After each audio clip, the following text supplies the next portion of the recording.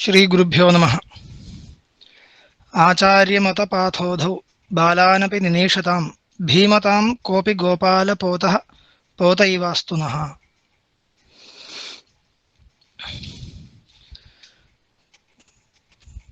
पूर्वस्मिन् पाठे पाठं श्रुत्वा केचन प्रश्नाः कैश्चित् कृताः सन्ति। तत्र अत्यन्तं संक्षेपेण तस्य समाधानम् उक्त्वा अहम् इदानीम् अद्यतनभागम् आरभे। मङ्गलश्लोकस्य तृतीयचरणे पाठभेदो विद्यते वा इति केचन पृष्टवन्तः। पाठभेदः न विद्यते। भीमताम् इत्येव शब्दः सर्वस्मिन्नपि पुस्तके तथैव अस्ति। मयापि तथैव पठितं, तथैव व्याख्यातं च।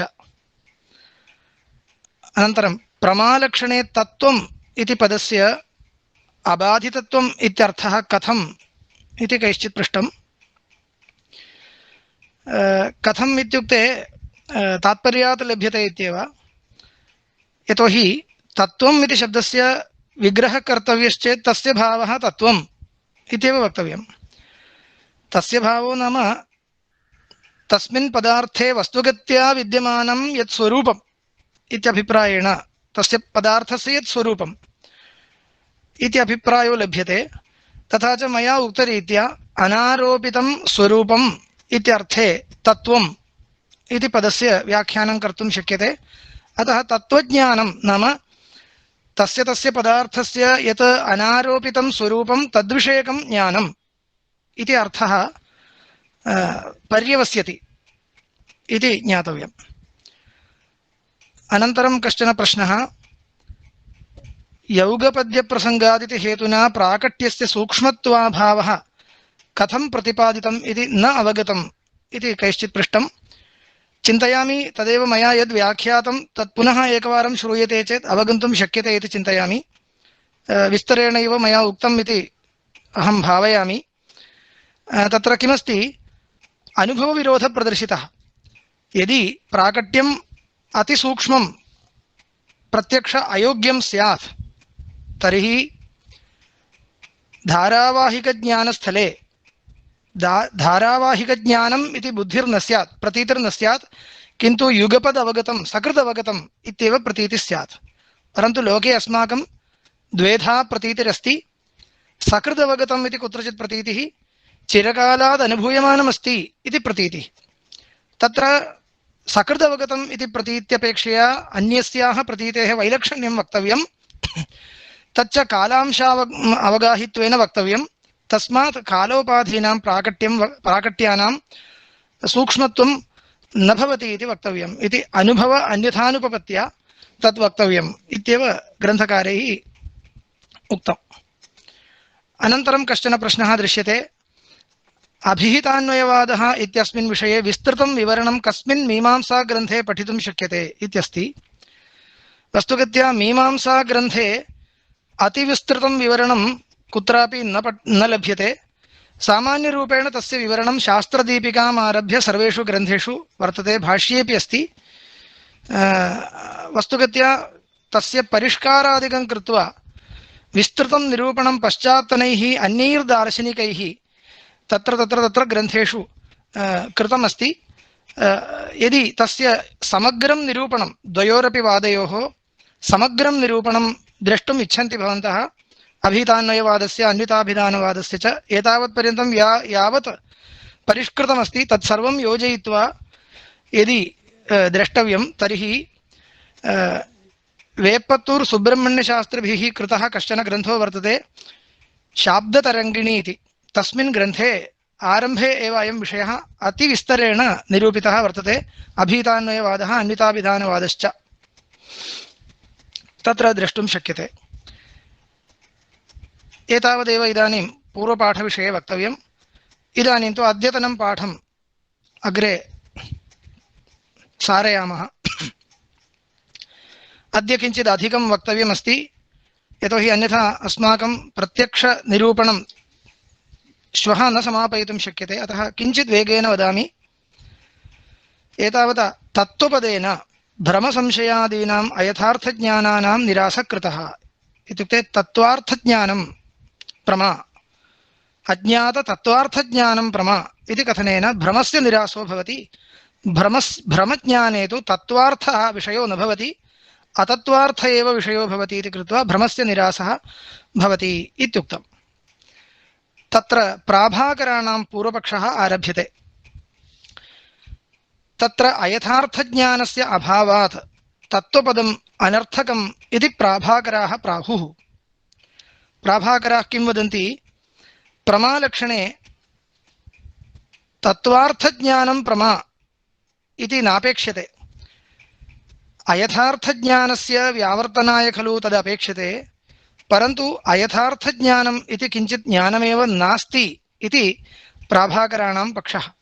सर्वं ज्ञानं यथार्थम् इति ते मन्यन्ते। तदा अस्माकं प्रश्नः भवति, शुक्तौ इदं रजतम् इति यत् ज्ञानं जायते तदपि यथार्थज्ञानं वा इति शङ्का भवति। इदं पदार्थे अविद्यमानशुक्तितादात्म्यं विषयीक्रियते तेन ज्ञानेन, तत्र रजतं नास्त्येव। इदं पदार्थे अविद्यमानरजततादात्म्यं, रजतं तत्र नास्ति, तथापि तस्य तादात्म्यं विषयीक्रियते इदं रजतम् इति ज्ञानेन। तज्ज्ञानं कथं प्रमा भवति इति प्रश्नो भवति। तत्र प्राभाकराः निरूपयन्ति, एवं हि तेषां मतम्। इदं रजतम् इत्यत्र इदम् इति अगृहीतविशेषं शुक्तिशकलं गृह्यते। रजतम् इति च रजतमात्रं स्मर्यते। तयोश्च भेदाग्रहात् पुरोवर्तिनि रजतार्थिनः प्रवृत्तिः न तु शुक्तिशकलस्य रजतत्वेन भानमस्ति इति। इदं च अत्यन्तं प्रसिद्धं, अधिकं विवरणम् अत्र न क्रियते, यतोहि अन्यत्र ग्रन्थेषु प्रसिद्धो विषयः आख्यातिवादः इति उच्यते। प्राभाकराणाम् आशयः कः अस्ति? इदं रजतम् इति इदं ज्ञानम् एकं ज्ञानं न, किन्तु इदं ज्ञानद्वयम् इति तेषां मतम्। इदम् इति एकं ज्ञानं, रजतम् इत्यपरं ज्ञानम्। इदम् इति ज्ञानं शुक्तिं विषयीकरोति। इदम् इति शुक्तिरेव खलु गृह्यते, शुक्तिश्च तत्र अस्ति एव, तर्हि तत् सम्यगेव। रजतम् इति यदुच्यते तत् रजतस्मरणं। रजतम् इति अंशः अन्यत् ज्ञानम् इत्युक्तम्। इदं रजतम् इत्येकं ज्ञानं न, किन्तु इदमित्येकं ज्ञानं, रजतम् इत्यन्यत् ज्ञानं। तत्र रजतम् इति ज्ञानं प्रत्यक्षज्ञानं न, किन्तु रजतस्य स्मरणम्। अन्यत्र पूर्वम् अनुभूतं रजतं स्मर्यते, तर्हि स्मरणमपि सम्यगेव। एवञ्च इदं रजतम् इति एकं ज्ञानमिति स्वीकारे एव क्लेशः, किन्तु ज्ञानद्वयम् इति स्वीक्रियते चेत् इदमित्यपि सम्यक्, इदमित्यपि तत्त्वार्थगोचरं, रजतम् इत्यपि तत्त्वगोचरम् इति कृत्वा उभयोरपि ज्ञानयोः भ्रमत्वं नास्ति, यथार्थत्वमेव इति कृत्वा अयथार्थज्ञानं नास्ति एव इति। तत्र रजतम् इति स्मृतिः प्रमा इति नोच्यते, परन्तु यथार्थज्ञानम् इति उच्यते एव। यथार्थज्ञानम् इत्युक्ते यथार्थज्ञानं सर्वं प्रमा न, यथार्थ अनुभवः प्रमा इत्येव। तत्र अबाधितार्थविषयकं यत् स्मरणं तत् प्रमा इति नोच्यते, परन्तु यथार्थज्ञानम् इति उच्यते एव, सर्वैरपि उच्यते। एवञ्च रजतम् इति स्मरणे यथार्थज्ञानत्वम् अस्ति, तस्मात् तत्रापि भ्रमत्वं नास्ति। इदम् इति अनुभवे अपि यथार्थत्वम् अस्ति, तस्मात् ज्ञानद्वयमपि सम्यगेव। अतः अयथार्थज्ञानम् इति किमपि नास्ति, सर्वत्र भ्रमः भ्रमः इति यदुच्यते युष्माभिः, तत्र एवम् अंशद्वयं कृत्वा व्याख्यानं कर्तव्यम् इति प्राभाकराणां मतम्। तदेव उच्यते, एवं हि तेषां मतम्। इदं रजतम् इत्यत्र इदम् इति अगृहीतविशेषं शुक्तिशकलं गृह्यते। पश्यतु, इदम् इति शुक्तिशकलं गृह्यते, परन्तु शुक्तिः इति न प्रतीयते। तत्रत्य विशेषः शुक्तित्वं न गृह्यते, सामान्यरूपेण गृह्यते। तस्मात् इदम् इति ज्ञानं जायते। रजतम् इति च रजतमात्रं स्मर्यते, इत्युक्ते रजतम् इति स्मृतिः इत्युक्तं, परन्तु तद् रजतम् इति न स्मर्यते, रजतम् इति केवलं स्मर्यते। वस्तुगत्या कथं स्मर्तव्यमासीत्? तद् रजतम् इति आपणादिषु विद्यमानं रजतम् इदानीं स्मर्यते, तर्हि तद् रजतम् इति स्मर्तव्यमासीत्, परन्तु यथा स्मर्तव्यं तथा न स्मर्यते तावदेव। यावत् स्मर्यते तावत् सम्यगेव इत्येवं रजतम् इति रजतमात्रं स्मर्यते। तयोश्च भेदाग्रहात् पश्यन्तु, अयमपि विशेषः। भ्रमः इति यत् ज्ञानम् अन्यैः उच्यते तत्र ज्ञानद्वयं वस्तुगत्या अस्ति, परन्तु ज्ञानद्वयम् अस्ति इति तु तस्मिन् समये नावगम्यते, न गृह्यते। इदम् इति अन्यत् ज्ञानं, रजतम् इति अन्यत् ज्ञानम् इति न ज्ञायते। भेदाग्रहः, तयोश्च भेदाग्रहात्। वस्तुगत्या कथं ग्राह्यमासीत्? इदमित्यन्यत् ज्ञानं पुरोवर्तिविषयकं, रजतम् इति तु अन्यत् ज्ञानं स्मरणात्मकम् इति ज्ञानम् उत्पत्तव्यमासीत्, परन्तु तथा नोत्पद्यते। तयोर्भेदो न गृह्यते, तयोश्च भेदः न गृह्यते। भेदाग्रहात् किं भवति? पुरोवर्तिनि रजतार्थिनः प्रवृत्तिः। भेदो गृह्येत यदि, तर्हि रजतमित्यन्यत् ज्ञानं, तर्हि रजतम् अत्र नास्ति, इदं रजतं न, रजतमित्यन्यत् ज्ञानम् इति गृह्येत, तर्हि पुरोवर्तिनि पदार्थे प्रवृत्तिर्न स्यात्। परन्तु तयोर्ज्ञानयोः विषययोश्च भेदो न गृह्यते इति कृत्वा, इत्युक्ते इदं ज्ञानद्वयमित्यपि न जानाति, द्वयोर्ज्ञानयोर्विषयो भिन्नः इत्यपि न जानाति। तस्मात् यावत् ग्राह्यमासीत् तावत् न गृह्यते इत्येव स्थितिः, अन्यथा गृह्यते इति तु नास्ति। तस्मात् सर्वं ज्ञानं यथार्थम् इति वदन्ति। अस्य विषये विस्तरेण निरूपणं वस्तुगत्या अपेक्षते, तत्तु अन्यत्र ग्रन्थे अस्ति इति कृत्वा तत्र इदानीम् अहं न अधिकं यत्नं न करोमि। तयोश्च भेदाग्रहात् पुरोवर्तिनि रजतार्थिनः प्रवृत्तिः, न तु शुक्तिशकलस्य रजतत्वेन भानमस्ति इति। अयमेव विशेषः। अन्ये सर्वे दार्शनिकाः किं वदन्ति? पुरोवर्तिनि पदार्थे रजतत्वेन रूपेण ज्ञानं जायते। पुरोवर्ति पदार्थविशेष्यक रजतत्वप्रकारक ज्ञानं जायते। तद्वशादेव सर्वोपि पुरोवर्ति पदार्थस्य ग्रहणाय प्रवर्तते। यतोहि यः रजतम् इच्छति सः तत्र ग्रहीतुं प्रवर्तते अग्रे। कुतः प्रवर्तते? पुरोवर्ति पदार्थः रजतत्वेन गृह्यते, तथा च रजतत्वाभाववति रजतत्वप्रकारक ज्ञानं वर्तते इति अन्ये दार्शनिकाः वदन्ति। तत्तु एते न स्वीकुर्वन्ति। रजतत्वप्रकारकज्ञानम् अन्यत्, इदं त्वप्रकारकज्ञानम् अन्यत् इत्येवं ज्ञानद्वयम् इति कृत्वा द्वयोरपि ज्ञानयोः तत्त्वार्थविषयकत्वात् ज्ञानद्वयमपि प्रमैव, तस्मात् अयथार्थज्ञानमेव नास्ति इति वदन्ति। तस्य खण्डनं क्रियते। तत्तज्ञानस्य इति ग्रन्थे पाठः अस्ति, तत् शोधनीयं। तत्तु इति कर्तव्यं। तत्तु ज्ञानस्य स्वविषये एव प्रवृत्तिकरत्वनियमात् इत्यादि एवं रूपेण ग्रन्थः पठनीयः। तत्तज्ञानस्य इति न। तत्तु इत्यस्य कुत्र अन्वयः? निराकरणीयम् इत्यत्र अन्वयः। वाक्यस्य अन्ते निराकरणीयम् इति दृश्यते।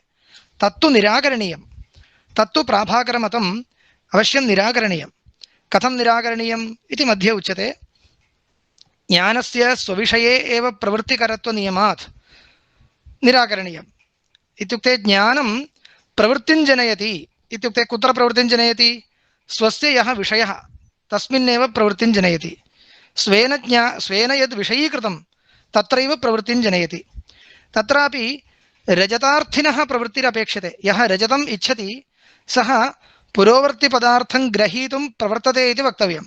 तर्हि पुरोवर्तिपदार्थ एव रजतत्वेन रूपेण तेन यदि न ज्ञातः स्यात्, तर्हि पुरोवर्तिपदार्थस्य ग्रहणाय सः कथं प्रवर्तेत? न प्रवर्तेत।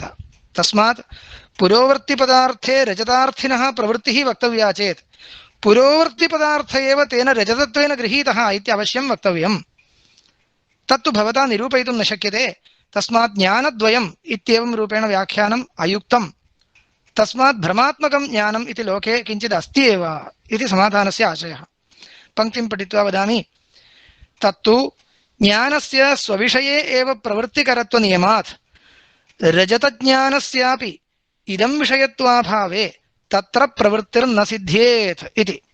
रजतज्ञानम् इदं विषयकमपि भवेत्। रजतज्ञानम् अन्यत्, तत्र रजतमेव विषयः इति भवता उच्यते। तथा सति रजतज्ञानवान् इदं पदार्थे कथं प्रवर्तते, इदम् इति पुरोवर्तिपदार्थे कथं प्रवर्तते, तस्मात् रजतज्ञानस्य रजतमेव विषयः इति न, इदं पदार्थोऽपि विषयः, अन्यथा रजतार्थिनः प्रवृत्तिर्न स्यात्। सरलतया लिखितं पश्यतु, रजतज्ञानस्यापि इदं विषयत्वाभावे रजतज्ञानं केवलं रजतविषयकमेव इदं विषयकं न इति यदि स्वीक्रियते तर्हि तत्र प्रवृत्तिर्न सिद्ध्येत्, इदं पदार्थे प्रवृत्तिर्न सिद्ध्येत्। तथा इदमेव रजतम् इति सामानाधिकरण्यं तयोरभेदप्रतीतिं विना न सिद्ध्येत्। पश्यतु, इदं रजतम् इति सामानाधिकरण्यं, सामानाधिकरण्यं नाम सामानाधिकरण्य व्यवहारः, समानविभक्त्यन्ततया शब्दप्रयोगः, सोऽपि न स्यात्। इदं पदार्थः तेन रजतत्वेन न गृहीतः स्यात्, तर्हि इदं रजतम् इति कथं सः वदेत्, तदपि न स्यात्।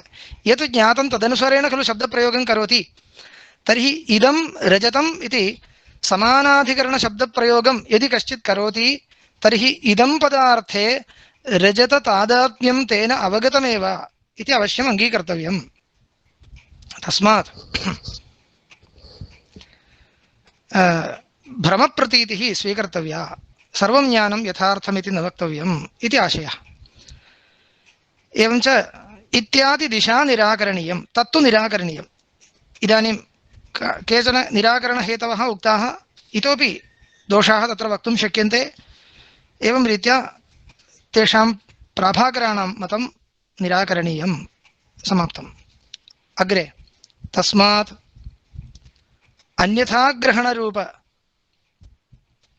अन्यथाग्रहणरूप भ्रमादिज्ञानसद्भावात् तन्निरासार्थं तत्त्वपदम्। अन्यथाग्रहणं भ्रमः, अन्यथाग्रहणात्मकं ज्ञानं लोके अवश्यं विद्यते एव, तर्हि तत्र प्रमालक्षणस्य अतिव्याप्तिः सम्भाव्यते। तद्वारणाय तत्त्वपदं निवेशनीयं, लक्षणवाक्ये तत्त्वम् इति योजनीयं। तदानीं किं भवति, तत्त्वार्थज्ञानमेव प्रमा इति लभ्यते, भ्रमश्च अतत्त्वार्थज्ञानम् इति कृत्वा तत्र अतिव्याप्तिः वारयितुं शक्यते। तदेवम् अज्ञाततत्त्वावगमरूपायाः प्रमायाः करणत्वेन इन्द्रियसन्निकर्षादीनां प्रमाणत्वं सिद्धम् इति।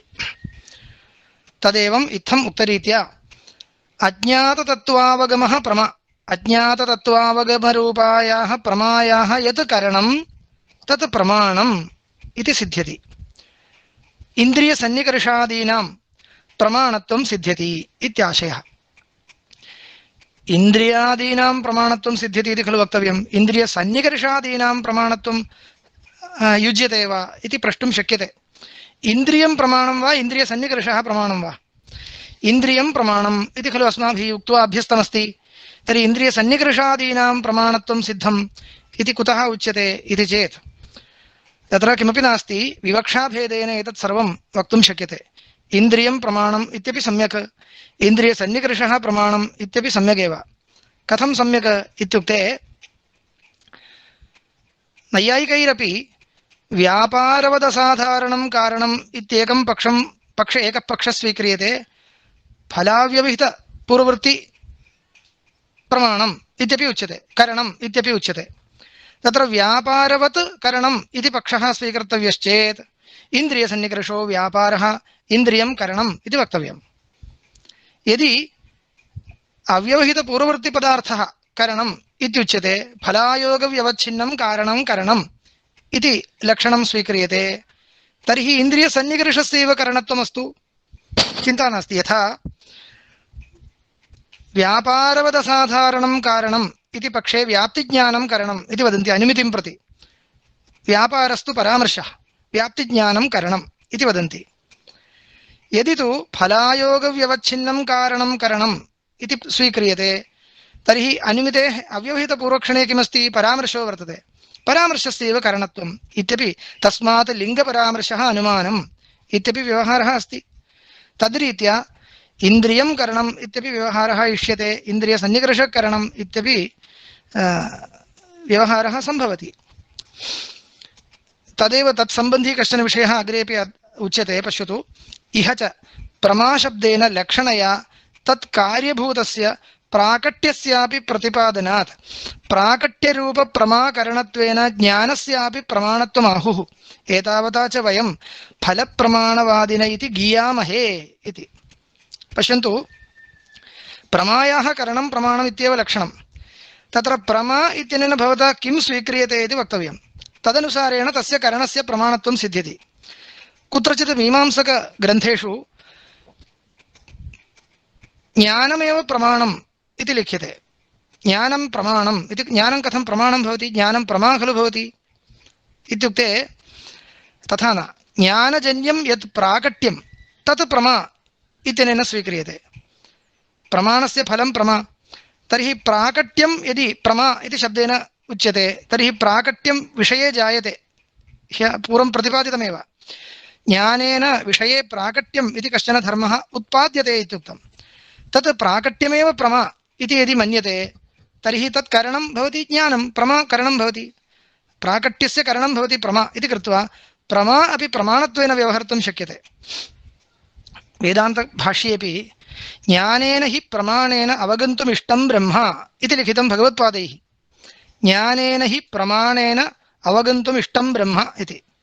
ज्ञानेन हि प्रमया इति खलु वक्तव्यं। ज्ञानेन हि प्रमाणेन इति कथम् इत्युक्ते एवं व्यवहाराः वर्तन्ते इति वदामि। ज्ञानजन्यम् अन्यत् किञ्चित् फलमादाय, वेदान्तरीत्या चेत् आवरणनिवृत्तिः ज्ञानजन्यं फलं, तदादाय ज्ञानं प्रमाणम् इति उच्यते। मीमांसकरीत्या चेत् ज्ञानजन्यं प्राकट्यं, विषये विद्यमानं प्राकट्यं प्रमात्वेन स्वीकृत्य तत् करणत्वेन प्रमायाः प्रमाणत्वव्यवहारः कर्तव्यः। एवं रीत्या व्यवहाराः भवन्ति इति सूचितं तावदेव। इह च प्रमाशब्देन लक्षणया तत् कार्यभूतस्य प्राकट्यस्यापि प्रतिपादनात् इत्युक्ते प्रतिपादयितुं शक्यत्वात् प्राकट्यरूपप्रमाकरणत्वेन ज्ञानस्यापि प्रमाणत्वमाहुः। प्राकट्यरूपा या प्रमा तां प्रति करणत्वेन ज्ञानस्यापि प्रमाणत्वव्यवहारः सम्भवति इति वदन्ति। एतावता च वयं फलप्रमाणवादिनः इति गीयामहे। एतावन्मात्रेण एतादृशव्यवहारं दृष्ट्वा वयं नाम मीमांसकाः फलप्रमाणवादिनः इति गीयामहे। गीयामहे इति कर्मणि प्रयोगः। अन्यैः गीयामहे। अन्ये अस्माकं विषये वदन्ति। किं वदन्ति? एते मीमांसकाः फलप्रमाणवादिनः इति। इत्युक्ते फलमपि ज्ञानमपि प्रमाणम् इति वदन्ति इति। एवं रूपेण व्यवहाराः सिद्ध्यन्ति इत्याशयः। एतत् त्यक्त्वा अग्रे गच्छामः। तार्किकास्तु प्रमाकरणं प्रमाणं यथार्थानुभवः प्रमा अनुभवश्च स्मृतिव्यतिरिक्तं ज्ञानम् इति लक्षयन्ति। तार्किकाः प्रमालक्षणं कथं कुर्वन्ति? प्रमाकरणं प्रमाणम् इति तथैव स्वीकुर्वन्ति। अनन्तरं यथार्थानुभवः प्रमा इति वदन्ति। यथार्थत्वं च तद्वति तत्प्रकारकत्वम् इति परिष्कुर्वन्ति। अनुभवो नाम कः? अनुभवो नाम स्मृतिव्यतिरिक्तं ज्ञानं, संस्कारमात्रजन्यं ज्ञानं स्मृतिः तद्भिन्नं ज्ञानम् अनुभवः तर्कसङ्ग्रहे अस्ति। एवं रूपेण वदन्ति, लक्षयन्ति। तस्य खण्डनं क्रियते। तत् किमर्थं युष्माभिस्त्यक्तं? मीमांसकैः तदेव वक्तुं शक्यते खलु। तत्र कः दोषः? किमर्थं तत् त्यक्तम् इत्युक्ते तत् अनुवादस्य अप्रामाण्यसाधनात् तद्व्यावर्तकस्य च पदस्य अत्र अभावात् अतिव्याप्तं। भवदीयं लक्षणम् अनुवादे अतिव्याप्तमस्ति। अनुवादो नाम कः इति सर्वं मया विस्तरेणैव उक्तम्। अनुवादात्मके ज्ञाने तद्वति तत्प्रकारकत्वं भवति, अनुभवत्वं च भवति। शाब्दबोधरूपत्वात् अनुभवत्वं भवति, तद्वति तत्प्रकारकत्वं च भवति इति कृत्वा अनुवादः यथार्थज्ञानम् इत्युच्यताम्। कोऽपि विरोधो नास्ति। यथा स्मृतिरपि यथार्थज्ञानम् इति वदामः। अबाधितविषयकस्मरणं यथार्थज्ञानम् इति कथने कोऽपि दोषो नास्ति। प्रमा इति नोच्यते तावदेव। ये स्मृतेः प्रमात्वं न वदन्ति तैरपि यथार्थज्ञानत्वं स्वीकुर्वन्ति एव, स्वीक्रियते एव। तथा च अनुवादस्य प्रमात्वं नेष्टं, परन्तु न तार्किकैः उक्तं लक्षणम् अनुवादात्मकज्ञाने अतिव्याप्तं भवति इति कृत्वा तत् त्यक्तम् इति अर्थः।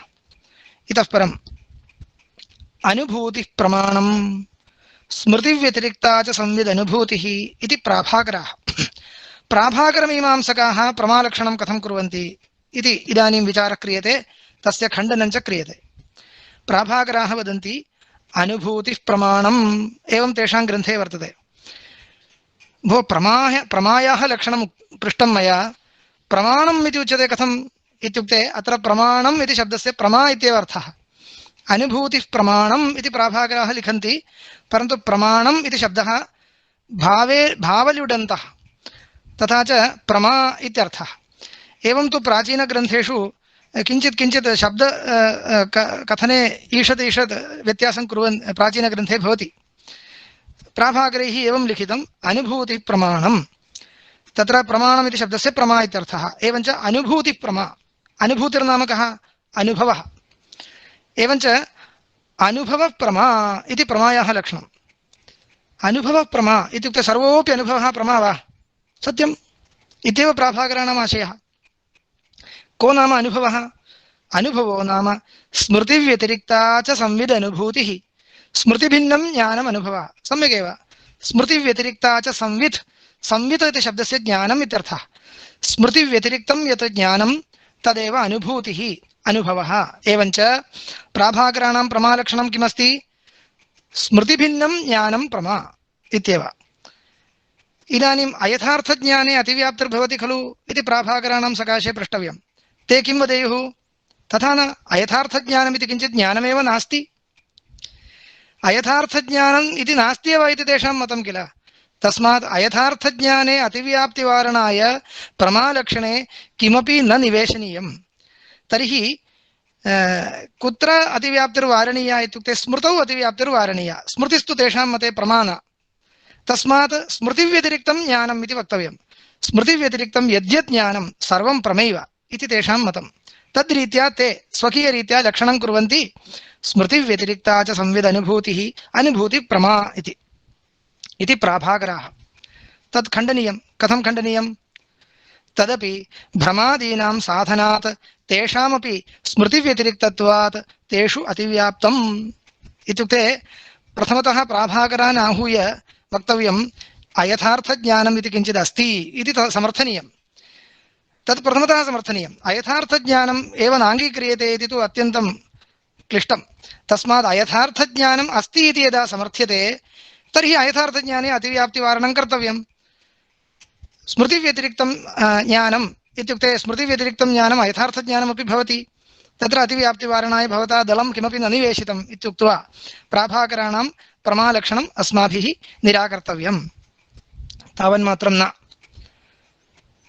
किञ्च इत्यनेन अस्माभिः अयथार्थज्ञानम् इति किञ्चित् अस्ति इति समर्थनं कृत्वा प्राभाकराणां लक्षणं खण्ड्यते इत्येतत् तावन्मात्रं न, प्राभाकरपक्षं स्वीकृत्यापि प्राभाकरलक्षणं खण्डयितुं शक्यते।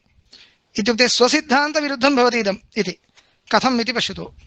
किञ्च सर्वज्ञानेष्वपि आत्मा ज्ञानस्वरूपं विषयः इति त्रितयमपि प्रकाशते। सर्वत्र च आत्मस्वात्मांशयोः प्रमाणत्वं प्रत्यक्षत्वमप्यस्ति इति तेषां मतं। प्राभाकराणां मतं कथमस्ति? सर्वस्मिन्नपि ज्ञाने त्रितयं विषयः। ज्ञानं विषयः, आत्मा विषयः, विषयो विषयः। वस्तुगत्या आत्मा विषयः, ज्ञानं विषयः इति न वक्तव्यं। ज्ञानं प्रकाशते। सर्वस्मिन्नपि ज्ञाने ज्ञानम् अन्येन ज्ञानेन प्रकाश्यते इति न, स्वेनैव स्वयमेव प्रकाश्यते। इत्युक्ते ज्ञानं स्वप्रकाशम् इति प्राभाकराणां मतं। तथा च सर्वस्मिन्नपि ज्ञाने ज्ञानं प्रकाशते, आत्मा प्रकाशते, अहं प्रकाशते। अहम् इत्यर्थ अहमर्थः, आत्मा प्रकाशते, विषयश्च प्रकाशते। तर्हि कथं भवति ज्ञानस्य आकारः? अहं घटं जानामि इत्येव सर्वमपि ज्ञानं। सर्वं यत्किमपि ज्ञानं स्वीक्रियताम्, अहं घटं जानामि, अहं पटं जानामि, अहं पुस्तकं जानामि इत्येव अहम् इति कश्चन अंशो भवति। अनन्तरं विषयः प्रकाशते, जानामि इत्यत्र ज्ञानं प्रकाशते। सर्वमपि ज्ञानम् एवमेव इति प्राभाकराणां मतमस्ति। यः विषयः दृश्यते सोऽपि तत्र विषयी भवति। द्रष्टा कः? अहम्। अहमपि तत्र विषयी भवामि। विषयी भवामि इति शब्दः युक्तः आत्मा आश्रयतया भासते इति तैः शब्दप्रयोगः क्रियते, विषयतया भासते इति नोच्यते। अस्तु, सामान्यरीत्या इदानीं वक्तव्यं तावदेव। आत्मा प्रकाशते इति वक्तव्यम्। आत्मा प्रकाशते, ज्ञानं प्रकाशते, विषयश्च प्रकाशते। विषयः विषयतया प्रकाशते, आत्मा आश्रयतया प्रकाशते, ज्ञानं स्वयं प्रकाशते इति तु निष्कर्षः। एवं प्राभाकरमतमस्ति। पश्यन्तु, किञ्च सर्वज्ञानेष्वपि आत्मा ज्ञानस्वरूपं विषयः इति त्रितयमपि प्रकाशते। प्राभाकराणामेव इदं मतं। सर्वत्र च आत्मस्वात्मांशयोः प्रमाणत्वं प्रत्यक्षत्वमप्यस्ति इति तेषां मतम्। अयमपि एकः विशेषः। सर्वस्मिन्नपि ज्ञाने अंशत्रयं भवति खलु। ज्ञानम्, आत्मा, विषयः इति। तत्र किञ्चित् ज्ञानम् अन्यथा भवति इत्युक्ते विषयांशे एव, परैरपि तथैव वक्तव्यम् इति ते वदन्ति। स्वकीयरीत्या तु उच्यते चेत् सर्वं ज्ञानं तत्र स्वात्मांशे, ज्ञानांशे, स्वात्मांशे आत्मांशे च प्रमैव प्रमात्वं प्रत्यक्षत्वमपि अस्ति इति वदन्ति। इत्युक्ते कोऽर्थः? आत्मा इत्युक्ते अहं ज्ञाता, आत्मस्वात्मांशयो इत्यस्ति। तत्र स्वात्मपदेन स्वस्वरूपम् इत्यर्थः। आत्मा च स्वस्वरूपं च, स्वस्वरूपं नाम ज्ञानस्वरूपम् इत्यर्थः। सर्वस्मिन्नपि ज्ञाने आत्मा भासते, ज्ञानस्वरूपं च भासते इति खलु उक्तम्। तत्र भासते इत्येतावन्मात्रं न, तस्मिन् अंशे ज्ञानस्य प्रमात्वमपि भवति, प्रत्यक्षत्वमपि भवति। सर्वं ज्ञानं स्वात्मांशे प्रत्यक्षं, आत्मांशेपि प्रत्यक्षं। सर्वं ज्ञानं ज्ञानांशे प्रत्यक्षं, ज्ञानाश्रयः यः आत्मा तदंशेपि प्रत्यक्षं, प्रमा च भवति इति तैः स्वीक्रियते। तेन किं भवति इत्युक्ते सर्वं ज्ञानम् एवमेव इति तैः स्वीकृतं खलु। स्मृतिरपि ज्ञानं, तर्हि स्मृतौ अपि स्वात्मांशे प्रमात्वं वक्तव्यम्, आत्मांशेपि प्रमात्वं वक्तव्यम्। विषयांशमादाय स्मृतेः प्रमात्वं ते वारयन्ति। विषयांशमादाय स्मृतिः प्रमा न। एतावता भ्रमः इति न, भ्रमं ते न स्वीकुर्वन्ति एव। स्मृतिः भ्रम इति न वक्तव्यं, परन्तु यथार्थज्ञानम् अयथार्थज्ञानम् इति विभागः सर्वेषां वर्तते। पश्यन्तु, अयं विषयः सम्यक् सूक्ष्मः अवगन्तव्यः। प्राभाकरमते भ्रम इति नाङ्गीक्रियते, सर्वं ज्ञानं प्रमा, परन्तु यथार्थम् अयथार्थम् इति विभागस्तु तेषामपि अस्ति। स्मृतिस्तु भ्रमो न, यतः भ्रमज्ञानं ते न स्वीकुर्वन्ति, परन्तु अयथार्थज्ञानम् इति स्वीकुर्वन्ति। तर्हि स्मृतेः अयाथार्थ्यं कथमुच्यते इत्युक्ते विषयांशमादाय इति वक्तव्यम्। सर्वत्रापि एवमेव। किञ्चित् ज्ञानम् अयथार्थज्ञानम् इति कथमुच्यते? आत्मांशमादाय वा ज्ञानांशमादाय वा न, तत्र कदापि अयथार्थत्वं न भवति। विषयांशमादाय अयथार्थत्वं वक्तव्यम्। विषयांशमादाय भ्रमत्वम् इति न, सम्यक् अवगन्तव्यम्। भ्रमत्वं कस्यापि ज्ञानस्य न स्वीक्रियते, परन्तु अयथार्थत्वं स्वीक्रियते। अयथार्थत्वम् अन्यत्, भ्रमत्वम् अन्यत्। अयथार्थत्वम् अन्यत्, भ्रमत्वम् अन्यत्। एवञ्च किञ्चित् ज्ञानम् अयथार्थज्ञानम् इत्यस्य कथनस्य कः आशयः? विषयांशमादाय अयथार्थम् इत्याशयः, न तु ज्ञानांशमादाय न वा आत्मांशमादाय। तर्हि स्मृतेरपि अयथार्थज्ञानत्वं प्राभाकरैः कथमुक्तम् इत्युक्ते स्मृतेः यो विषयः सः पूर्वमेव गृहीतः इति कृत्वा स्मृतेः प्रमात्वं ते न इच्छन्ति। कदाचित् बाधितविषयो भवति इति कृत्वा अयथार्थत्वमपि ते स्वीकुर्वन्ति। यस्यां स्मृतौ बाधितो विषयः भासते तस्याः स्मृतेः अयथार्थत्वं स्वीकुर्वन्ति, भ्रमत्वं न स्वीकुर्वन्ति। प्रमात्वं च वारयन्ति, यतोहि तत्र ज्ञातविषयकत्वात् प्रमात्वं वारयन्ति। एवं रूपेण स्थितिरस्ति। तर्हि इदानीं किं जातम् एतावता निरूपणेन इत्युक्ते स्मृतौ अपि ज्ञानांशे आत्मांशे च प्रमात्वं वक्तव्यम्। स्मृतेः प्रमात्वं नास्ति इत्यस्य कोऽर्थः? विषयांशमादाय प्रमात्वं नास्ति इत्यर्थः। ज्ञानांशमादाय स्मृतेः प्रमात्वम् अस्ति किल? अस्ति। आत्मांशमादाय स्मृतेः प्रमात्वमस्ति किल, तदप्यस्ति। यतोहि सर्वं ज्ञानम् आत्मांशे ज्ञानांशे च प्रमा प्रत्यक्षञ्च इति तैः स्वीकृतमस्ति। तथा च स्मृतेरपि आत्मांशमादाय ज्ञानांशमादाय च प्रमात्वं तैः वक्तव्यं। परन्तु भवदीय प्रमालक्षणं कथमस्ति? स्मृतिभिन्नं ज्ञानं प्रमा इत्यस्ति। तर्हि स्मृतिभिन्नत्वम् इति सामान्यतः स्मृतित्वावच्छिन्न प्रतियोगिताकभेदः उक्तः, स्मृतिभिन्नं ज्ञानम् इत्युक्तं। स्मृतिसामान्यं तैः तत्र व्यावर्तितमस्ति भवदीयलक्षणे। तर्हि किं भवति? स्मृतिः कथमपि प्रमा न इत्येव स्यात्। तच्च भवदीयमतविरुद्धं। भवदीयमते स्मृतेरपि ज्ञानांशे आत्मांशे च प्रमात्वं वक्तव्यं। विषयांशे खलु प्रमात्वं भवन्तः नेच्छन्ति। तस्मात् तत् स्मृतेः सङ्ग्रहार्थं भवदीय प्रमालक्षणे किमपि दलं नास्ति, किन्तु स्मृतेः व्यावर्तनमेव कृतं भवता इति कृत्वा इदं स्वमतविरोधी लक्षणं वर्तते। तस्मात् इदं त्यक्तव्यम् इति खण्डनस्य आशयः। इदानीं पङ्क्तिं पठामि। किञ्च सर्वज्ञानेष्वपि आत्मा ज्ञानस्वरूपं विषयः इति त्रितयमपि प्रकाशते। सर्वत्र च आत्मस्वात्मांशयोः, आत्मस्वात्मांशयोः इत्युक्ते आत्मांशे ज्ञानांशे च इत्यर्थः। प्रमाणत्वम् इत्यस्य प्रमात्वम् इत्यर्थः। प्रत्यक्षत्वम् अपि अस्ति इति तेषां मतं। ततश्च स्मृतिव्यतिरिक्तज्ञानस्यैव प्रमाणत्वे नाम प्रमात्वे स्मृतिव्यतिरिक्तं ज्ञानं प्रमा इति उच्यते चेत् स्मृतेः आत्मस्वात्मांशयोरपि अप्रामाण्यं स्यात्। स्मृत्यात्मकं ज्ञानम् आत्मांशे ज्ञानांशे च अप्रमा स्यात्। इत्युक्ते प्रमालक्षणं तत्र न स्यात् इति, अव्याप्तं स्यात् इति। अव्याप्तिरप्यस्ति, भवदीय प्रक्रियानुसारेणैव भवदीयलक्षणस्य अव्याप्तिरस्ति इति उक्तम्। इतः परं बौद्धः किं वदति इति वदति। बौद्धानां प्रमालक्षणम् अविसंवादिविज्ञानं प्रमाणम्। अविसंवादिविज्ञानं प्रमाणम् एवमेव बौद्धाः वदन्ति।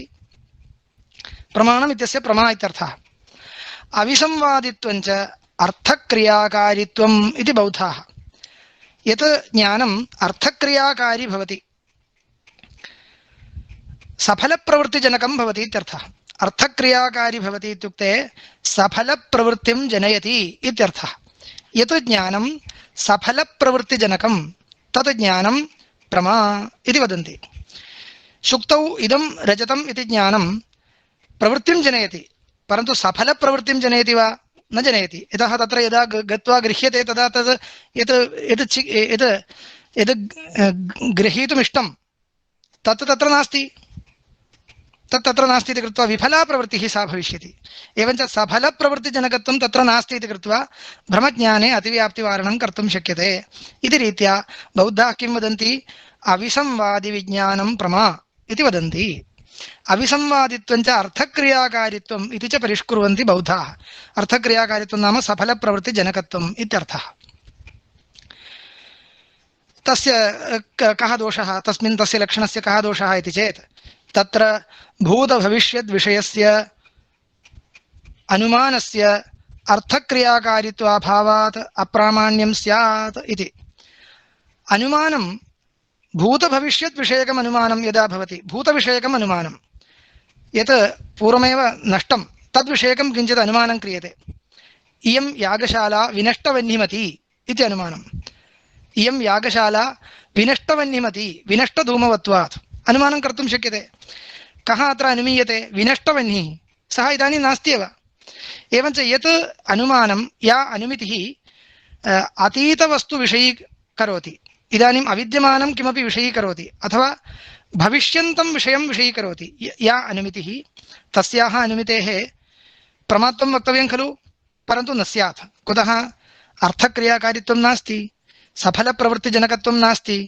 अतीते विषये, नष्टे विषये प्रवृत्तिं जनयितुं प्रभवति वा? न भवति खलु। यदा नष्टं विषयम् अनुमिनोति कश्चित्, अनया अनुमित्या नष्टे विषये प्रवृत्तिः जनयितुं शक्यते वा? न शक्यते, विषयस्य नष्टत्वादेव। एवमेव भविष्यति विषये, एतावत्पर्यन्तं नोत्पन्नः तादृशे विषये प्रवृत्तिर्जनयितुं शक्यते वा न शक्यते तर्हि भविष्यति विषये या अनुमितिः तस्याः अनुमितेः अपि किं न स्यात् अर्थक्रियाकारित्वं न स्यात् नास्त्येव न स्यात् इति न नास्ति तस्मात् तादृश अनुमितौ लक्षणस्य अव्याप्तिर्भवति इति अपि च स्मृतौ अतिव्याप्तिश्च स्यात् तत्र स्मृतिः प्रमा इति बौद्धानामपि सम्मतं न स्मृतिः प्रमा इति न स्वीक्रियते परन्तु भवता प्रमालक्षणं किमुक्तम् अर्थक्रियाकारी ज्ञानं प्रमा इत्युक्तम् अर्थक्रियाकारित्वं नाम सफलप्रवृत्तिजनकत्वम् अस्य लक्षणस्य स्मृतौ अतिव्याप्तिर्भवति पश्यन्तु कश्चन पदार्थः मया कुत्रचित् गत्वा कुत्रचित् विस्मृत्य स्थापितः आपणं गतवान् आपणे किमपि तत्र स्थापितं विस्मृतं गृहमागत्य स्मरामि मया मदीयं वस्तु आपणे त्यक्तं मया विस्मृतम् इदानीं स्मरामि इदानीं तत्रैव स्थापितम् इति स्मृत्वा अहं किं करोमि पुनः आपणं गच्छामि तद् ग्रहीतुं तर्हि अनेन किं ज्ञायते स्मृतेरपि सफलप्रवृत्तिजनकत्वमस्ति विस्मृतम् इति स्मृत्वा तत्रैव अस्ति इति यत्र अस्ति पदार्थः तत्र अस्ति इति इदानीं स्मरामि गृहमागत्य झटिति अहं तत्र धावामि ग्रहणाय तर्हि किं भवति सफलप्रवृत्तिजनकत्वं स्मृतेरप्यस्ति स्मृतिश्च भवन्मते प्रमा न तर्हि स्मृतौ अतिव्याप्तिरस्ति अतः तदेव उक्तं स्मृतेश्च क्वचित् अर्थक्रियाकारित्वात् प्रामाण्यं स्यात् इत्युक्ते अप्रमात्वेन त्वदभिमतायां स्मृतौ त्वदुक्तं लक्षणम् अस्ति अतः अतिव्याप्तिः तस्माद् अज्ञाततत्त्वार्थज्ञानसाधनमेव नः प्रमाणमिति निर्णीतं तद्विशेषानथ ब्रुवे प्रमा नाम का अज्ञाततत्त्वार्थज्ञानं प्रमा प्रमाणं नाम किम् अज्ञाततत्त्वार्थज्ञानसाधनं प्रमाणम् इति इदानीम् एतावता अस्माभिः परमतनिराकरणपूर्वकं निश्चितं प्रमाणमिति निर्णीतं तद्विशेषान् अथ ब्रुवे प्रमाणानां के विशेषाः इति इतः परं वक्ष्यामि प्रत्यक्षमनुमानं च शाब्दं चोपमितिस्तथा अर्थापत्तिरभावश्च षट् प्रमाणानि मादृशाम् इति अस्ति अत्रापि पंक्तौ शब्दाः किञ्चित् शब्दाः एकरूपेण न लिख्यन्ते प्राचीनग्रन्थे एवं किञ्चित् वैषम्यं भवति अस्माभिरेव तत् परिष्कर्तव्यं किं जातं प्रत्यक्षम् अत्र एका पट्टिका दत्ता तत्र प्रमाणानां निर्देशः क्रियते वा प्रमायाः निर्देशः क्रियते वा इति प्रष्टव्यं प्रत्यक्षम् इति शब्दः प्रमाणेऽपि प्रयुज्यते प्रमायामपि प्रयुज्यते अनुमानम् इति तु शब्दः प्रमाणे एव प्रयुज्यते प्रमायां न प्रयुज्यते शाब्दम् इत्यस्ति शाब्दम् इति शब्दः प्रमायां प्रयुज्यते प्रमाणे न प्रयुज्यते उपमितिः इति शब्दः अस्ति उपमितिः प्रमायां प्रयुज्यते प्रमाणे न प्रयुज्यते अर्थापत्तिः इति शब्दः उभयत्रापि प्रयोक्तुं शक्यते अभावः इति शब्दः प्रमाणेऽपि प्रयुज्यते प्रमायामपि प्रयुज्यते तर्हि आचार्यैः प्रमाणानां पट्टिका दत्ता वा प्रमाणां पट्टिका दत्ता वा इति द्रष्टव्यं तत्र प्रमाणानाम् एव निर्देशः क्रियते इति प्रतिज्ञा वर्तते इति कृत्वा प्रमाणानि अत्र निर्दिष्टानि इति वक्तव्यम् इति युज्यते प्रमाणानि मादृशां षट् प्रमाणानि मादृशाम् इति वर्तते तर्हि कः क्लेशः प्रत्यक्षं प्रमाणं तत्र क्लेशो नास्ति अनुमानं प्रमाणं तत्रापि क्लेशो नास्ति शाब्दं प्रमाणम्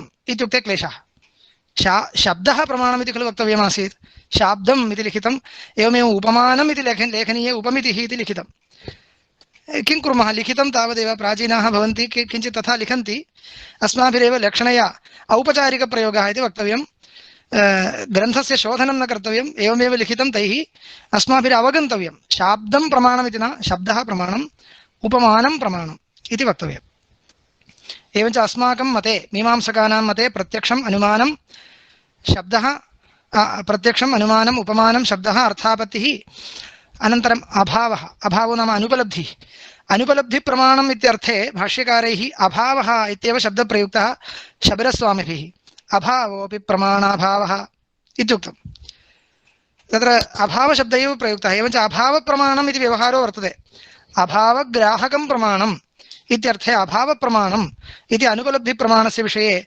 व्यवहारः अस्ति। तस्मात् तत्र कोऽपि दोषः नास्ति। इतः परम् अन्येषां दार्शनिकानां तत्र कः अभिप्रायः इति उच्यते। चार्वाकास्तावदेकं द्वितयमपि पुनर्बौद्धवैशेषिकौ द्वौ भासर्वज्ञश्च साङ्ख्यस्त्रितयम् उदयनाद्याश्चतुष्कं वदन्ति प्राहुः प्राभाकराः पञ्चकमपि च वयं तेऽपि वेदान्तविज्ञाः षट्कं पौराणिकास्त्वष्टकमभिदधिरे सम्भवैतिह्ययोगात् इति एवं प्रमाणानां पट्टिका दत्ता। अयं श्लोकः अत्यन्तं प्रसिद्धः, सर्वे इमं श्लोकम् उद्धरन्ति, यतः सर्वं तत्र सङ्गृहीतमिति कृत्वा।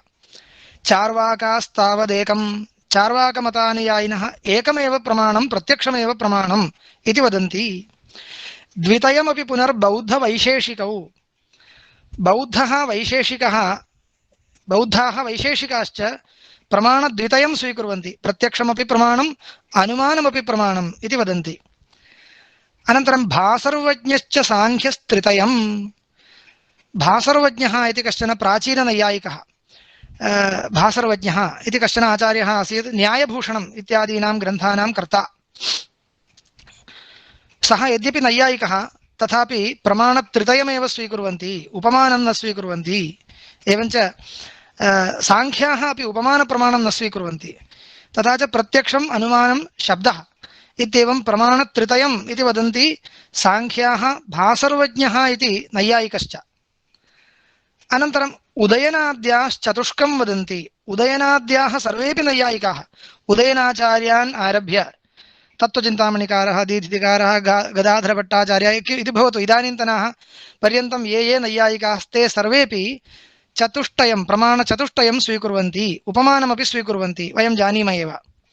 अनन्तरं प्राहुः प्राभाकराः पञ्चकमपि च, प्राभाकराः पञ्चकं, प्रमाणपञ्चकं वदन्ति अर्थापत्या सह, अनुपलब्धिं न स्वीकुर्वन्ति, यतोहि प्राभाकरमते अभावपदार्थो नास्त्येव। तस्मात् अभावपदार्थस्य ग्रहणाय किञ्चित् प्रमाणम् इति ते न स्वीकुर्वन्ति, तस्मात् प्रमाणपञ्चकवादिनः प्राभाकराः। अनन्तरं वयं तेऽपि वेदान्तविज्ञाः, वयं नाम मीमांसकाः, ते वेदान्तविज्ञाश्च वेदान्तिनश्च षट्कम् अनुपलब्धिप्रमाणञ्च योजयित्वा प्रमाणषट्कं स्वीकुर्वन्ति। अनन्तरं पौराणिकास्तु अष्टकमभिदधिरे, अष्टप्रमाणानि इति पौराणिकमते अस्ति। तत् कथं? सम्भव ऐतिह्ययोगात्, सम्भवः इत्येकं प्रमाणम्, ऐतिह्यम् इत्येकं प्रमाणम्। एवं रीत्या प्रमाणानां विषये दार्शनिकानां मतमस्ति इति उक्तम्। इतः परम् एतावत्पर्यन्तं प्रत्यक्षप्रमाणस्य विषये विचारो न आरब्धः। प्रमाणं प्रमा इत्येतद्वयं निरूपितं, प्रमाणानां संख्या इत्यादिकं निर्दिष्टं, तावदेव। इतः परं प्रत्यक्षप्रमाणस्य विचारः आरभ्यते। प्रत्यक्षं तत्र इन्द्रियसन्निकर्षजन्यं इन्द्रियसन्निकर्षजं प्रमाणं प्रत्यक्षं। कथं लिखति पश्यतु, इन्द्रियसन्निकर्षजं प्रमाणं प्रत्यक्षं। प्रमाणम् इति शब्दस्य प्रमा इत्यर्थः, इन्द्रियसन्निकर्षजन्या प्रमा प्रत्यक्षम् इत्यर्थः। इदं तु प्रसिद्धमेव, व्याख्यानं नापेक्ष्यते। कानि पुनः इन्द्रियाणि, इन्द्रियाणि कानि उच्यते? चक्षुरसनघ्राणस्पर्शनश्रोत्राणि मनश्चेति षडिन्द्रियाणि। अत्रापि व्याख्यानं नापेक्ष्यते। इदं सर्वं नैयायिकमतमित्येव न, मीमांसकैरपि तथैव उक्तं। तत्र सत्संप्रयोगे पुरुषस्येन्द्रियाणां बुद्धिजन्म तत्प्रत्यक्षम् इति जैमिनिना सूत्रमेव कृतमस्ति, प्रत्यक्षसूत्रम् इत्युच्यते। सत्संप्रयोगे पुरुषस्य इन्द्रियाणां सत्संप्रयोगे इति अन्वयः। इन्द्रियाणां विषयेण सह संप्रयोगे सन्निकर्षे जाते पुरुषस्य यत् बुद्धिजन्म भवति, या बुद्धिरुत्पद्यते तत् प्रत्यक्षम् इति सूत्रकारेण जैमिनिना एव उक्तं, तदेव आदाय इदं लक्षणं कृतमस्ति। तत्र इन्द्रियाणि कानि इति इदानीं निर्दिष्टम्। इदानीम् इन्द्रियाणि कुत्र वर्तन्ते, किं तस्य स्वरूपम् इति विषये एकः श्लोकः। चक्षुर्नाम कनीनिकान्तरगतं तेजः अथ जिह्वाग्रगस्तोयांशो रसनं क्षितेरवयवो घ्राणञ्च घोणोदरे सर्वाङ्गप्रसृताश्च मारुतलवास्त्वं नाम कर्णोदरव्योमैव श्रवणं मनस्तु विभु तद्देहे च कार्यावहम् कश्चन श्लोकः। अत्रापि अर्थस्तु स्पष्ट एव, तथापि एकवारं वक्तव्यम्। चक्षुर्नाम कनीनिकान्तरगतं तेजः। चक्षुर्नाम किं? चक्षुरिन्द्रियं नाम किम् इत्युक्ते उच्यते कनीनिकान्तरगतं तेजः। कनीनिका इत्युक्ते कृष्णमणिः इत्यर्थः। अत्र गोलके कृष्णवर्णे किञ्चित् दृश्यते, तदेव कनीनिका। तस्य अन्तः एकं तेजः दृश्यते, भास्वरशुक्लं किञ्चित् दृश्यते खलु, तदेव चक्षुरिन्द्रियं नाम। चक्षुर्नाम कनीनिकान्तरगतं तेजः। तद्दृश्यते इति न वक्तव्यं, दृश्यमानमेव तेजः इति न, तत् तस्य अन्तः वर्तते इत्येव वक्तव्यं। तस्यैव स्फुरणं बहिः किञ्चित् अन्यत् दृश्यते। एवञ्च चक्षुर्नाम कनीनिकान्तरगतं तेजः। अथ जिह्वाग्रगस्तोयांशो रसनं। रसनेन्द्रिये तज्जिह्वायां यत् तोयं जलं भवति तदेव रसनेन्द्रियं, सूक्ष्मं तोयं तदेव रसनेन्द्रियम्। अनन्तरं क्षितेरवयवो घ्राणं च घोणोदरे। घ्राणेन्द्रियं क्षितेरवयवः कुत्र अस्ति? घोणोदरे अस्ति। घोणं नाम नासिका, नासिकायाः उदरं नाम अन्तर्भागः, तत्र विद्यमानः क्षितेरवयवः पार्थिवः अवयवः। इत्युक्ते रसनेन्द्रियं जलीयं, घ्राणेन्द्रियं पार्थिवं, चक्षुरिन्द्रियं तैजसम्। इयं व्यवस्था तार्किकाणामपि तथैव इष्टा। घ्राणं च घोणोदरे। अनन्तरं सर्वाङ्गप्रसृताश्च मारुतलवास्त्वं नाम। सर्वेषु अङ्गेषु सर्वशरीरवर्ती मारुतः, मारुतस्य अवयवः सर्वशरीरे वर्तते, स एव मारुतावयवः त्वगिन्द्रियमित्युच्यते। अनन्तरं कर्णोदरव्योमैव श्रवणं। कर्णोदरं नाम श्रोत्रेन्द्रियस्य अन्तर्भागः, तदवच्छिन्नं यत् गगनं व्योम आकाशः तदेव श्रवणेन्द्रियं श्रोत्रेन्द्रियमित्युच्यते। मनस्तु किं? मनस्तु किम् इति नोक्तं। मनस्तु एकं द्रव्यं, तस्य कश्चन विशेषः उक्तः, विभु।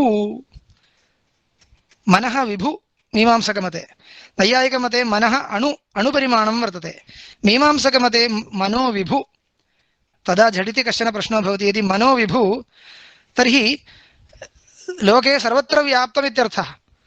सर्वमूर्तद्रव्यसंयोगित्वं तस्य मनसः अस्ति इति आगतं।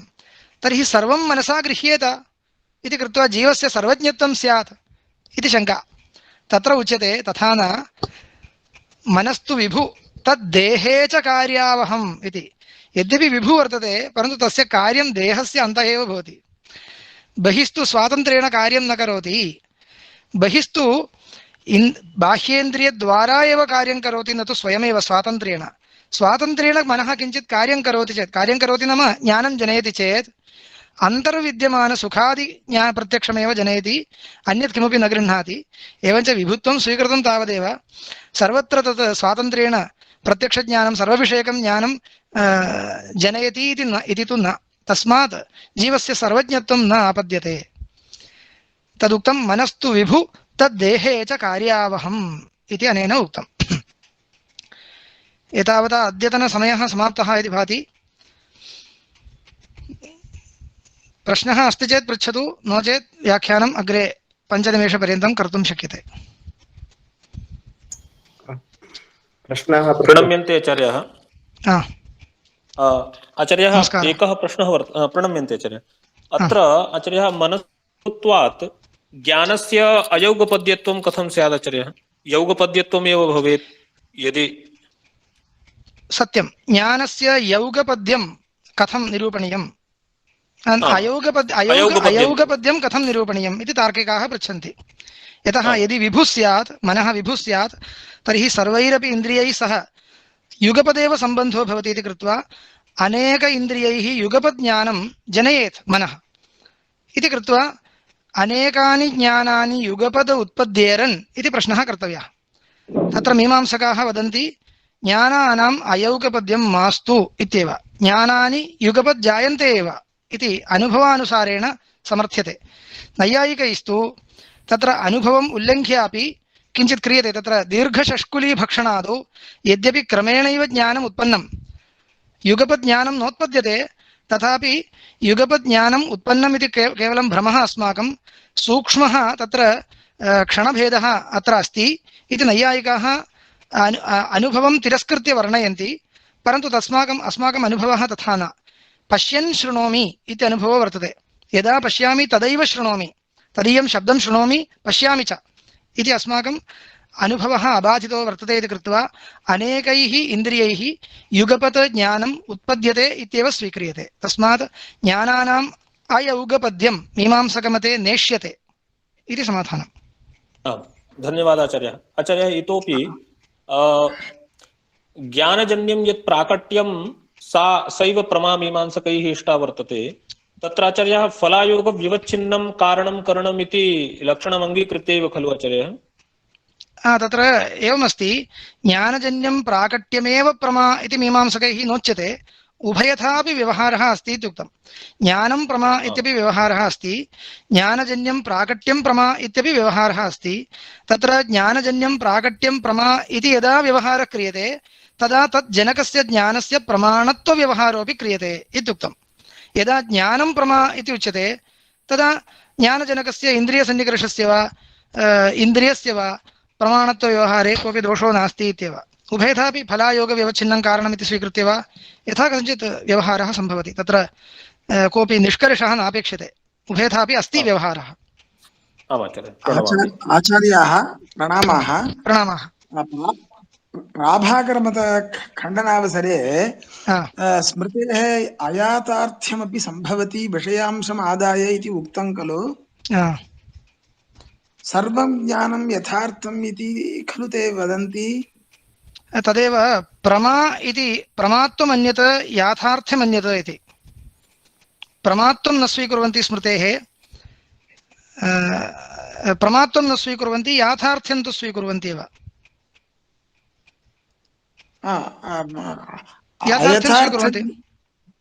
स्मृतेः अयथार्थ्यं सम्भवति वा तेषां पक्षे? एवम् अयाथार्थ्यं सम्भवति वा इति तु एवं न सम्भवति इति भाति। सर्वं ज्ञानं यथार्थमिति खलु वदन्ति। सत्यं। प्रवचनावसरे स्मृतेः अयाथार्थ्यं सम्भवति, अयथार्थज्ञानस्य च भ्रमस्य च भेदः अस्ति इति एवम् उक्तं वा मया? तर्हि सर्वं ज्ञानं यथार्थम् इति प्राभाकराणां मतमस्ति। तस्मात् स्मृतेः अयाथार्थ्यम् इति मया उक्तं चेत् त्यज्यतां, तथा अश्रद्धया उक्तं स्यात्, तथा मास्तु। स्मृतेरपि यथार्थत्वमेव, परन्तु यथार्थत्वम् अन्यत् प्रमात्वम् अन्यत् इति एवं विवेचनं मया कर्तुम् इष्टं, तावदेव। तद् स्मृतेः अपि यथार्थत्वमेव वक्तव्यम् इत्येव, यतः सर्वं ज्ञानं यथार्थम् इत्येव वदन्ति। सत्यं। समीचीनं, धन्यवादाः। प्रणामः आचार्याः। श्रीचरणेषु प्रणतिं निवेदयामि। बौद्धोक्तप्रमालक्षणगतस्य अविसंवादी इति पदस्य किञ्चित् विवरणं प्रार्थ्यते सादरम्। तदेव तैः उक्तं खलु, अविसंवादित्वं नाम अर्थक्रियाकारित्वम् इत्युक्तम्। अर्थक्रियाकारित्वम् इति शब्दः प्रसिद्धः बौद्धग्रन्थेषु, अन्यत्रापि तद् अनूद्यते। अर्थक्रिया इत्युक्ते शब्दस्य अवयवार्थः प्रयोजनवती प्रवृत्तिः इत्यर्थः। प्रयोजनवत् प्रवृत्तिजनकत्वम् अर्थक्रियाकारित्वं। कारित्वं नाम कारणत्वम् इत्यर्थः। कारी इत्युक्ते कारणं, कार्यकारी कारणम् इत्यर्थः। एवञ्च प्रयोजनवत् क्रियाजनकत्वम् इत्येव तस्य वाच्यार्थः अर्थक्रियाकारित्वम् इत्यस्य। तदेव मया शब्दान्तरेण उक्तं सफलप्रवृत्तिजनकत्वम् इति। सफला या प्रवृत्तिः तादृशप्रवृत्तिजनकत्वम् अर्थक्रियाकारित्वम् इति। अन्ततो गत्वा अर्थक्रियाकारित्वम् इति शब्दस्य कारणत्वम् इत्यर्थे पर्यवसानम् इति अनन्तरं परिष्कृत्य ग्रन्थेषु निर्दिशन्ति। अर्थक्रियाकारित्वम् एते शब्दाः नावश्यकाः, कारणत्वम् इत्यत्र पर्यवसानं भवति इत्येव। अर्थक्रियाकारित्वम् इति शब्दस्य वाच्यार्थस्तु यद्यपि तथैव, परन्तु कारणत्वम् इति तात्पर्यं। यतोहि अर्थक्रियाकारित्वमेव सत्त्वम् इत्यपि बौद्धानां ग्रन्थे भवति। कारणत्वं सत्त्वम् इत्यर्थः। कारणत्वम् इति धर्मः सर्वपदार्थसाधारणः। कारणत्वम् इति धर्मः सर्वपदार्थसाधारणः। कारणत्वं साधर्म्यं, सर्वपदार्थसत्तानामपि साधर्म्यं किं कारिकावल्यामस्ति। कारणत्वम् उच्यते इत्यस्ति। तत्र पारिमाण्डल्यभिन्नानां कारणत्वम् उदाहृतमिति तार्किकरीत्या किञ्चित् साङ्केतिकक्लेशो वर्तते इति कृत्वा पारिमाण्डल्यभिन्नत्वं तत्र निवेशितं तावदेव। वस्तुगत्या सप्तानामपि साधर्म्यं ज्ञेयत्वादिकम् उच्यते, पारिमाण्डल्यभिन्नानां कारणत्वम् उदाहृतम् इदानीं स्मृतम्। इयं कारिका। तत्र पारिमाण्डल्यभिन्नानां कारणत्वम् इति तार्किकैः केवलं तदीयरीत्या परिष्कृतं तावदेव। वस्तुगत्या सर्वेषां पदार्थानां कारणत्वम् इति धर्मः तदेव अर्थक्रियाकारित्वम् इत्युच्यते बौद्धैः। इदं सत्त्वम् इत्युच्यते। सर्वेषु पदार्थेषु सत्त्वमस्ति इत्युक्ते कारणत्वमस्ति इत्यर्थः। धन्यवादः आचार्य। आचार्य, आम्।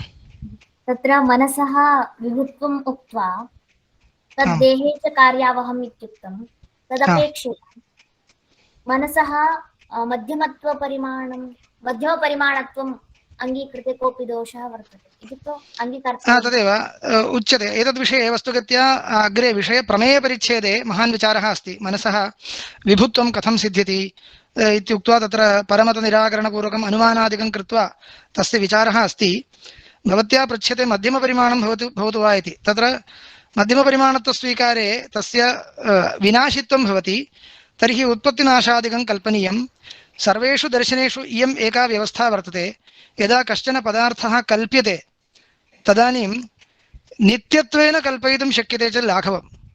सिद्ध्यतो धर्मस्य नित्यत्वे एकत्वे च लाघवम् इति एकः न्यायः अस्ति।